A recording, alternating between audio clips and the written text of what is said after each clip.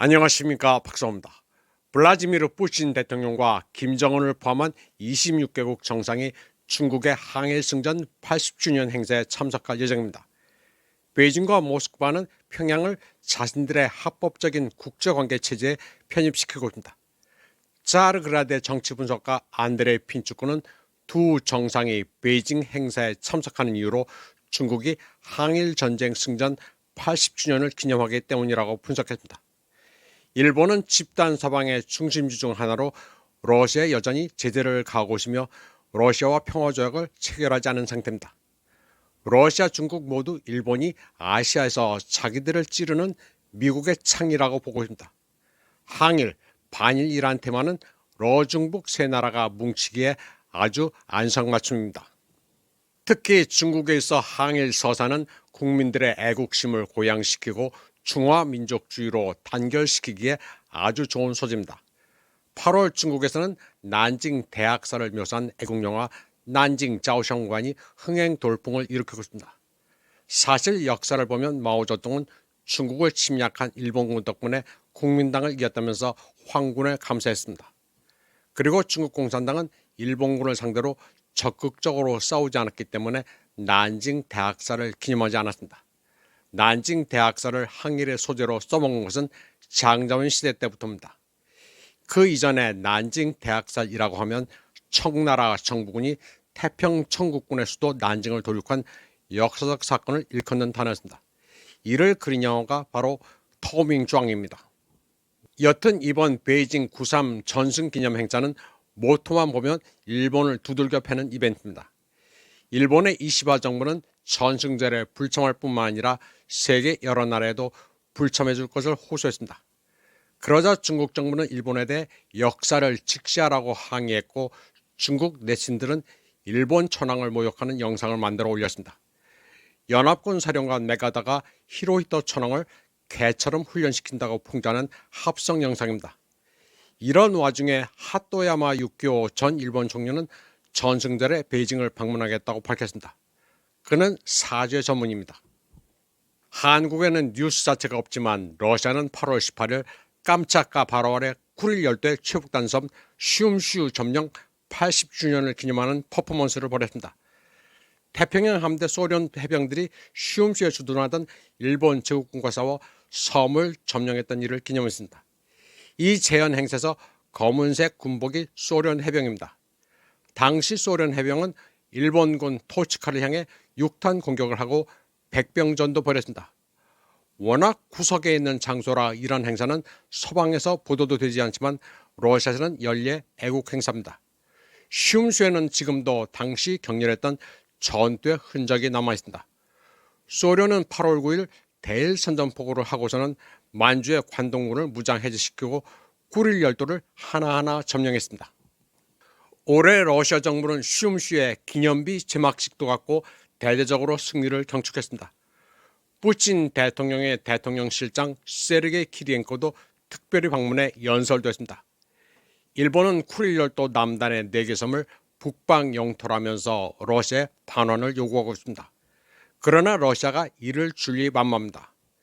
러시아와 일본의 관계가 우호적이었던 아베 총리 시절 일단 4개 중에 2개만 반환한다는 아이디어까지 나온 적이 있지만 쏙 들어갔습니다.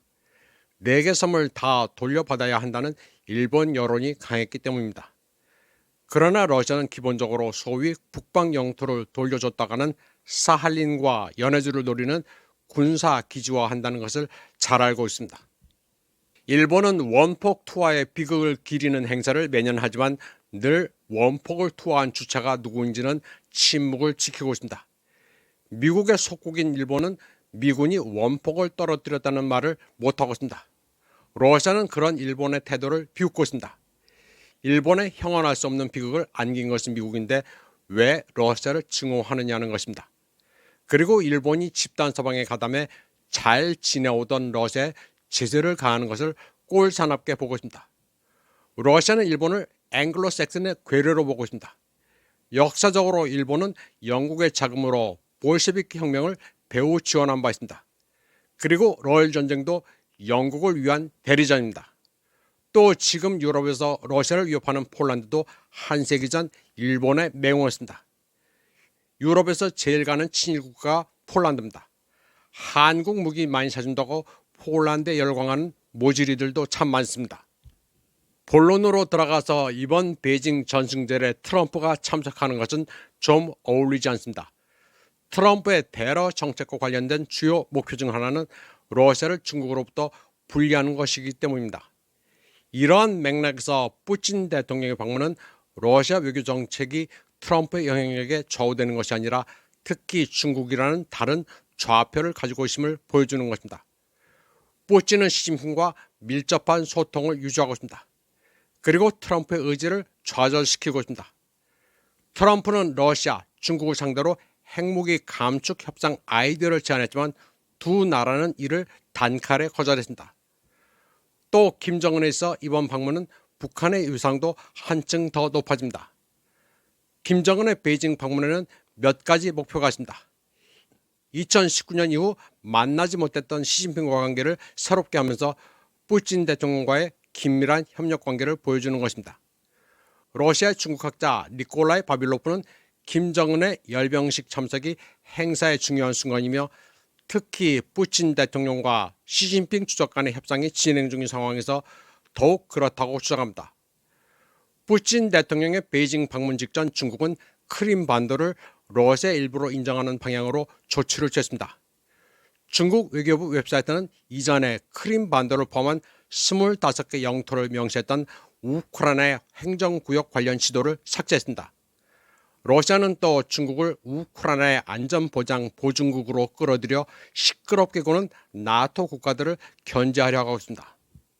세르게이 라브로프 러시아 외교부장은 안전보장 보증국 등장 가능성을 고려할 준비가 되어 있지만 러시아의 적대국인 프랑스, 영국, 독일이라는 선택지는 용납할 수 없다면서 그럴 거면 베이징도 평화유지군 역할을 해야 한다는 입장입니다.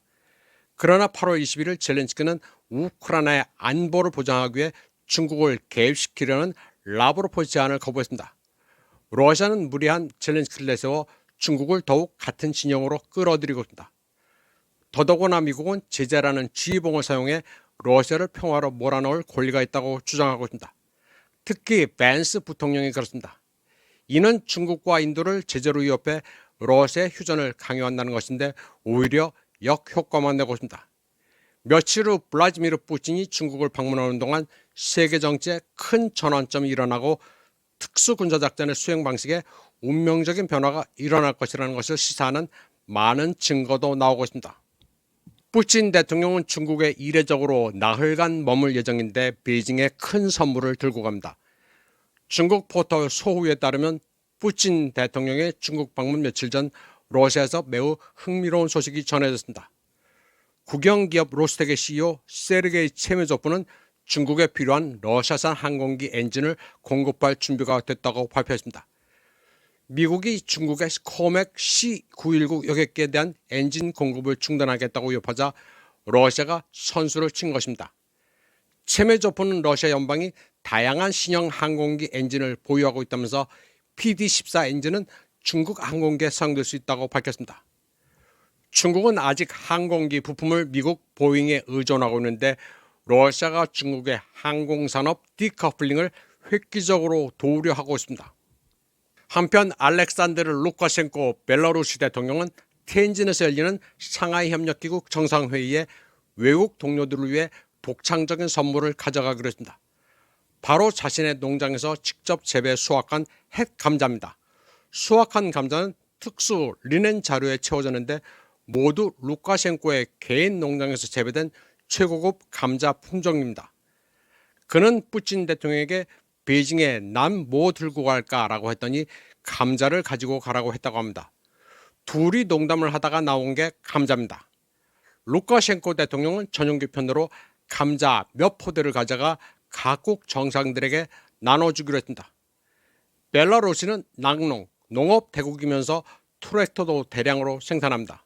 루카셴코는 자기가 손수 농사도 짓고 장작도 팹니다.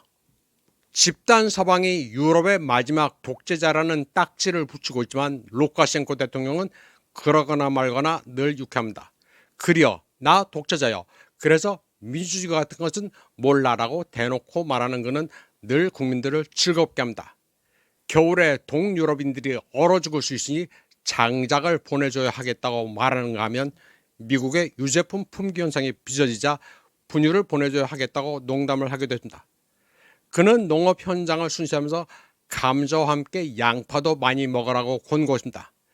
양파에는 해독 작용이 있어 몸에 좋은데 이 좋은 것을 왜 안 먹느냐고 말했습니다. 이번 방송은 여기까지 하겠습니다. 시청해주신 여러분 감사합니다.